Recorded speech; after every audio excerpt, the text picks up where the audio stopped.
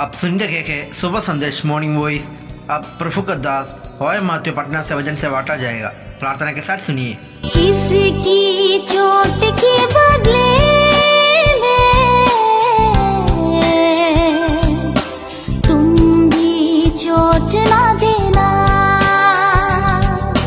हर जख्मी दिलों में मरहम लगाते जाना।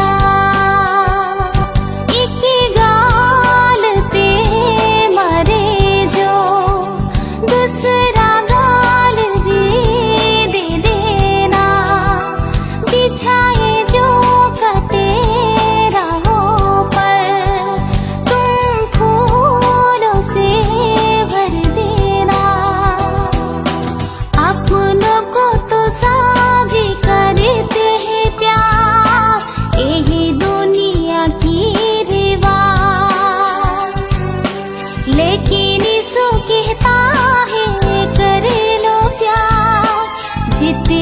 दुश्मनी गहरा। परमेश्वर के नाम की स्तुति हो।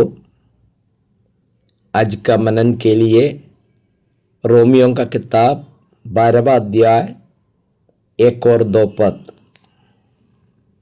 इसलिए हे भाइयों, मैं तुमसे परमेश्वर की दया स्मरण दिलाकर विनती करता हूं कि अपने शरीरों को जीवित और पवित्र और परमेश्वर को भावदा हुआ बलिदान करके चढ़ाओ, यही तुम्हारी आत्मिक सेवा है। और इस संसार के सदृश न बनो, परंतु तुम्हारी बुद्धि के नए हो जाने से तुम्हारा चाल चलन भी बदलता जाए, जिससे तुम परमेश्वर की भली और भावदी और सिद्ध इच्छा अनुभव से मालूम करते रहो। परमेश्वर का लोगों के बीच में कई प्रकार का सवाल उठ जाता है। उसमें से एक है, कैसे हम परमेश्वर की इच्छा को जानोगे। परमेश्वर की इच्छा जानना जरूरी है। एक बात सच्चे कि हम प्रभु को स्वीकार किया, परमेश्वर का संतान बन गया, और दैनिक जीवन में परमेश्वर की इच्छा रोज हमें अनुभव करना है। यहां पर प्रेरित पौलुस बताता है, परमेश्वर की इच्छा आपको समझना है तो, अनुभव करना है तो सबसे पहले अब क्या करना है? अपना शरीरों को परमेश्वर के सामने प्रस्तुत करना है। उन्होंने विनती करके बताता है, भाइयों करके संबोधना करके, मैं तुमसे परमेश्वर की दया स्मरण दिलाकर विनती करता हूं कि अपने शरीरों को, हमें मालूम है इस शरीर परमेश्वर ने मोल लिया है। मेरा करके कहने के लिए मेरे पास शरीर नहीं है, ये परमेश्वर का शरीर है। इस शरीर के अंदर में पवित्र आत्मा वास करता है। इसलिए रोज मुझे करने का एक बात क्या है? अपने शरीरों को जीवित और पवित्र और परमेश्वर को भावदा हुआ बलिदान करके चढ़ाना है। पवित्रता के साथ इस शरीर को हम लोग संभाल के रखना है। ये जीवित और पवित्र और परमेश्वर को भावदा हुआ बलिदान।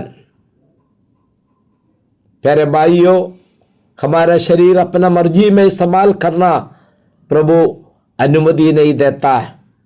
और हम पर लेखक ने बताते, यही तुम्हारी आत्मिक सेवा है। हमारा शरीरों को पवित्रता के साथ परमेश्वर का उपस्थिति में समर्पित करना। अभी हो गया, शरीर का समर्पण हो गया, लेकिन मन हमेशा इधर उधर ढूंढते रहता है। यहां पर क्या बताता है, इस संसार का सदृश ना बनना। इस संसार मतलब इस संसार में जो तरीका चल रहा उसके सदृश ना बनना है। दूसरा कुरिन्थियों 4:4 में हम पढ़ते हैं, इस संसार का ईश्वर, इस संसार का ईश्वर शैतान है, उन्होंने गलत सिस्टम बना करके रखा है। आज जितने वैज्ञानिक हम लोग कहता है, बुद्धिमान कहते हैं, वो लोग इस गलत सिस्टम के अंदर में आ गया। इसलिए हमारा एक निर्णय यही होना चाहिए, हम संसार का सदृश ना बनेंगे। इसलिए रोज मेरा मन नया होना। एक दिन मैं यीशु मसीह को उद्धारकर्ता के रूप में स्वीकार किया, मैं प्रभु का संतान है, लेकिन एक एक दिन हम यही सोचना है कि मैं प्रभु को बसरी में समय बिता रहा है क्या, प्रभु का वचन सुनने के लिए तैयार है, मैं प्रभु से प्रार्थना कर रहे। सो हमारा मन को नया करना है, हमारा विचारधारा केवल स्वर्ग के बारे में होना चाहिए, यीशु मसीह के बारे में। इसलिए इस संसार का सदृश ना बनना।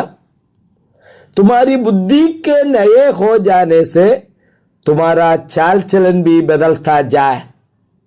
सो मन के विचार के अनुसार हमारा चाल चलन भी बदलना है। जब चाल चलन बदल जाता है तब क्या बदलता है, आप परमेश्वर की इच्छा को अनुभव करेंगे। परमेश्वर की इच्छा के लिए 3 एडजेक्टिव दिया गया है, भली और भावदी और सिद्ध इच्छा।